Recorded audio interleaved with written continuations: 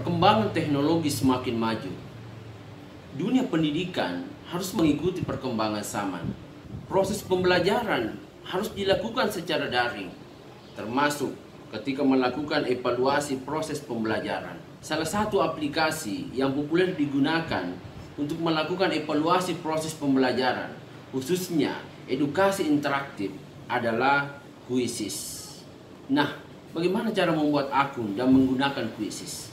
Nonton terus video ini sampai habis.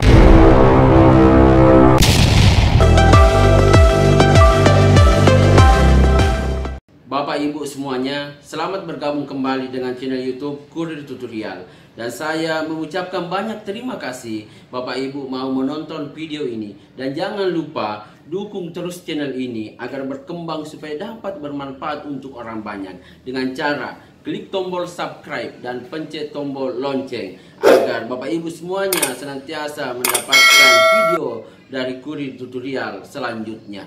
Kali ini Kurir Tutorial akan berbagi informasi bagaimana cara membuat akun dan menggunakan Quizizz untuk digunakan dalam proses evaluasi pembelajaran. Aplikasi Quizizz sebenarnya merupakan sebuah aplikasi berbasis web tool dengan menggunakan browser. Evaluasi ini sangat bermanfaat digunakan dalam proses pembelajaran untuk melakukan evaluasi dan dapat dilakukan secara online. Dalam penggunaan untuk proses evaluasi, tenaga pengajar, baik guru maupun dosen, dapat membuat soal secara online dan peserta, baik siswa maupun mahasiswa, dapat mengerjakan secara online dimanapun mereka berada. Ada beberapa kelebihan dari menggunakan aplikasi Quizizz. Yang pertama, kita sebagai pengajar bisa membuat soal sendiri. Yang kedua, potensi siswa atau mahasiswa untuk bekerja sama itu sangat minim. Hal ini disebabkan karena soal dalam aplikasi Quizizz itu teracak secara otomatis. Dan ketiga, peserta dapat mengetahui ranking dari hasil pekerjaan mereka. Dan yang paling penting tentunya, kita sebagai pengajar tidak akan kewalahan lagi dalam melakukan pemeriksaan. Karena kita dapat mengetahui hasilnya, mana yang tertinggi, berapa persen yang benar dan berapa persen yang salah. Dan dalam penggunaan aplikasi Quizizz ada 3 pilihan. Yang pertama adalah kita bisa memilih sebagai guru atau dosen dengan pilihan a teacher. Yang kedua, kita dapat memilih sebagai murid atau a student. Dan yang ketiga, dapat dipilih sebagai orang tua. Dan yang perlu diperhatikan, sebelum kita membuat akun aplikasi Quizizz, kita terlebih dahulu sudah harus memiliki email atau telah memiliki akun Google. Karena ini menjadi salah satu persyaratan ketika kita akan mendaftar atau membuat akun Quizizz. Ayo Bapak Ibu, mari memanfaatkan aplikasi ini yang dapat mempermudah pekerjaan kita dalam melakukan proses pembelajaran, khususnya dalam melakukan evaluasi. Dan kalau ada Bapak Ibu yang belum mengetahui caranya, jangan khawatir, nonton terus video ini sampai habis. Baik Bapak Ibu sekalian, kita mulai untuk belajar bagaimana membuat akun Quizizz dan bagaimana menggunakan. Yang pertama saya ingin sampaikan bahwa aplikasi Quizizz ini merupakan sebuah aplikasi berbasis web tool dengan menggunakan browser. Nah tentunya saya ingatkan sekali lagi bahwa salah satu prasyarat ketika kita akan membuat yang namanya akun Quizizz, maka kita harus memiliki salah satu dari dua. Apakah akun Google atau email? Karena ini menjadi salah satu syarat ketika kita akan mendaftar. Nah, kalau kita telah memiliki salah satunya, maka langkah berikutnya adalah sebelum sampai ke halaman ini, masih di halaman Google, maka kita ketik di Google, di halaman Google www.quizizz.com seperti ini. Nah, kalau kita sudah ketik itu, maka akan muncul halaman seperti ini. Nah, setelah kita berada pada halaman ini, maka langkah berikutnya di pojok kanan atas ini ada daftar. Kita klik daftar. Kemudian setelah kita klik daftar, kita diarahkan pada memilih apakah kita masuk dengan daftar dengan Google atau daftar dengan email. Kalau misalnya saya daftar dengan Google. Ya, setelah kita memilih akun, kemudian masukkan password, kita masuk ke sini. Saya menggunakan Quizizz. Nah, di sini ada beberapa pilihan. Kalau kita masuk sebagai guru, kita klik sebagai guru. Dan kalau kita memilih sebagai siswa, kita klik sebagai siswa atau sebagai bisnis atau sebagai orang tua. Kemudian, kalau kita masuk sebagai guru, ya kita klik sebagai guru atau administrator sekolah. Nah, ketika kita sudah masuk ke sini, maka ini artinya kita sudah masuk pada halaman kuisis. Nah, langkah berikutnya tentunya kita harus membuat kuis. Tapi sebelumnya saya ingin menjelaskan beberapa hal. Di sini ada beberapa menu. Nah, ini menu kuisku. Ini artinya bahwa ketika kita membuat kuis, maka semuanya akan terangkum di sini. Karena ini masih baru, masih kosong, artinya tidak ada yang muncul di sini.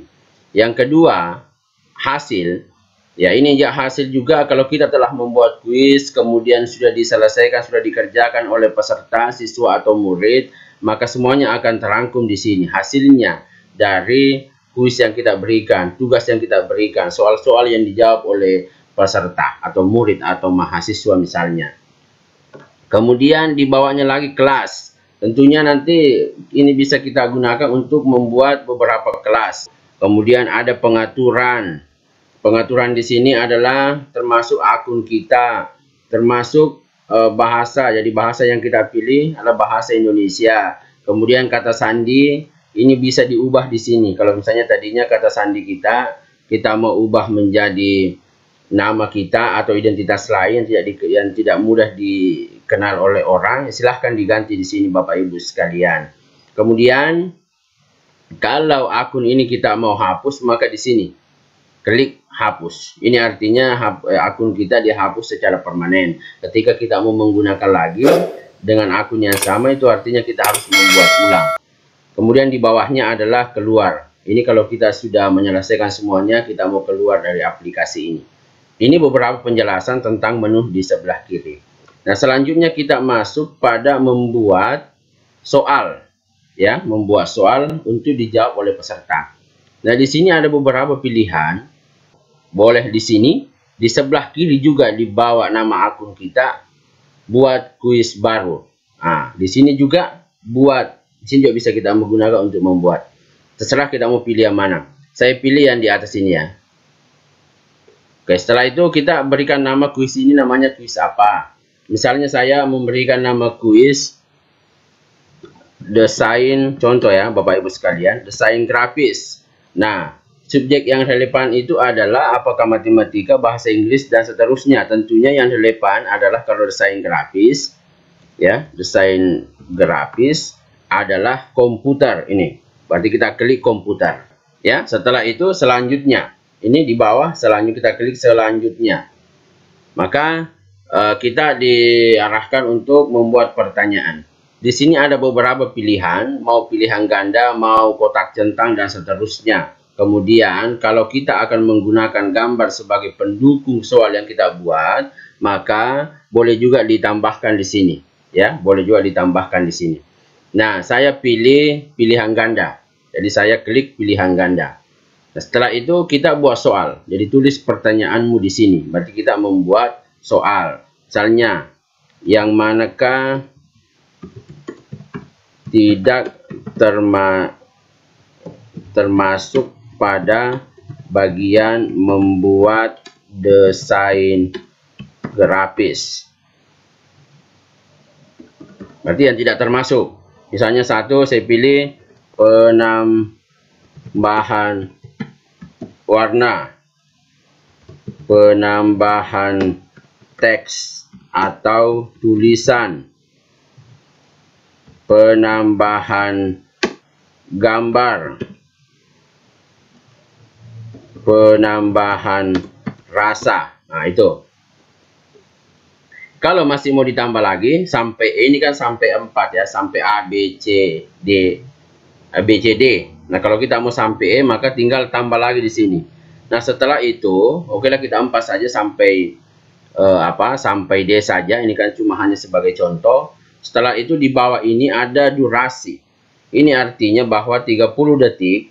Kalau kita tetap memilih ini, maka ketika 30 detik berlalu tampil soal nomor 1 ini akan otomatis pindah ke soal berikutnya. Dijawab atau tidak oleh peserta akan pindah secara otomatis. Atau kalau kita pilih 60 detik atau 1 menit, maka setelah 60 detik atau 1 menit akan pindah secara otomatis. Diselesaikan atau tidak.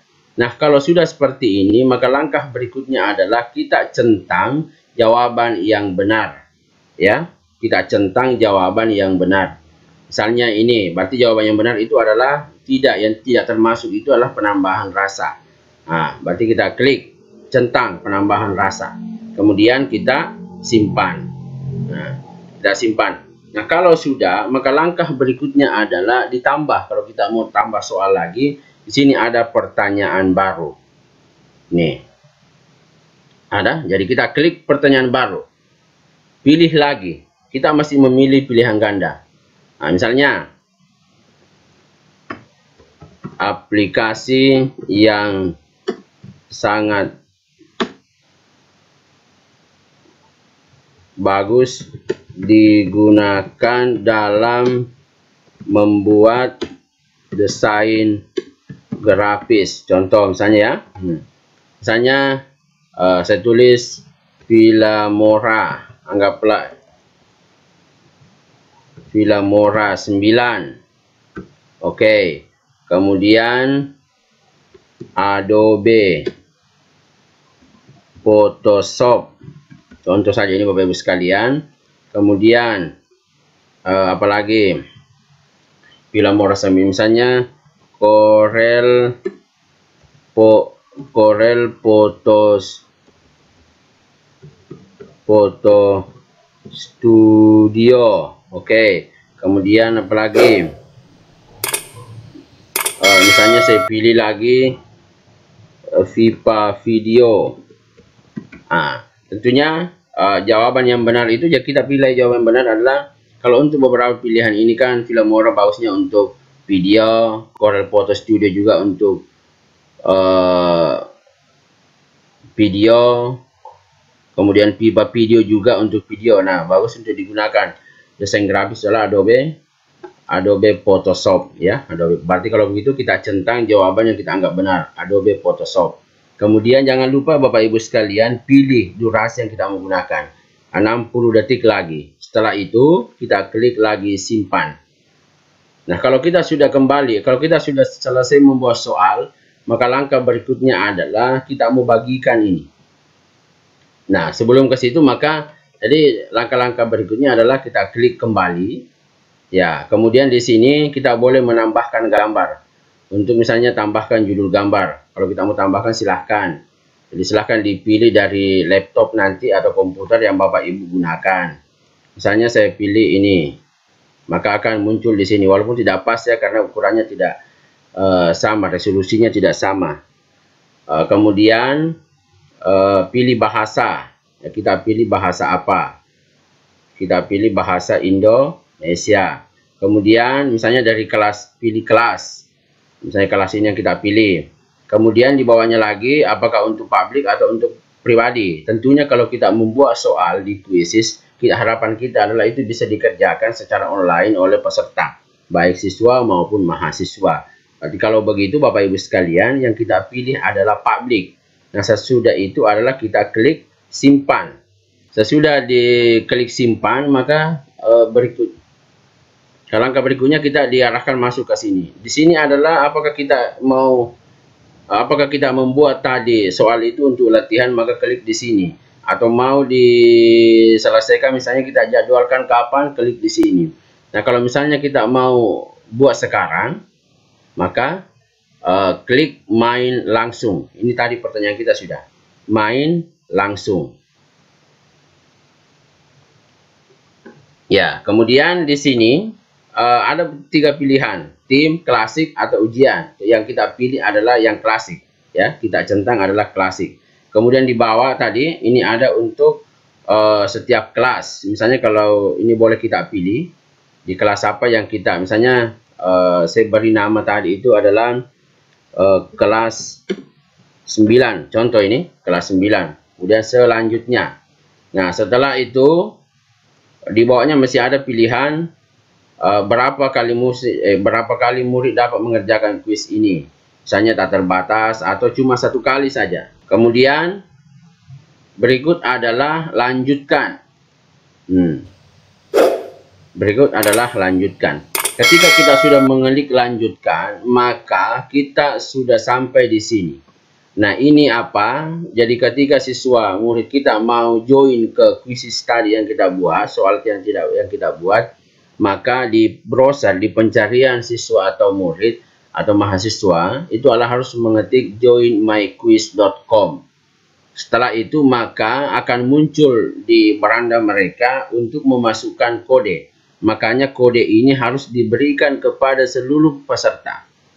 Kode ini harus diberikan kepada seluruh mahasiswa yang akan mengikuti kuis atau ujian online yang kita berikan. Nah, ketika mereka sudah memasukkan ini, maka yang berhasil login itu akan muncul semua di sini. Kalau ada 20 orang yang login, maka di sini semuanya akan muncul.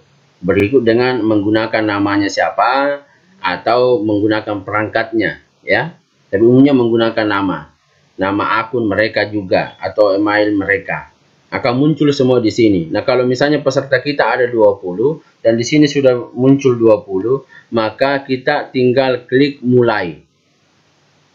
Ketika kita klik mulai, maka secara otomatis terhitung mulai dari detik pertama. Jadi kalau kita punya 10 soal masing-masing 1 menit, 60 detik ya.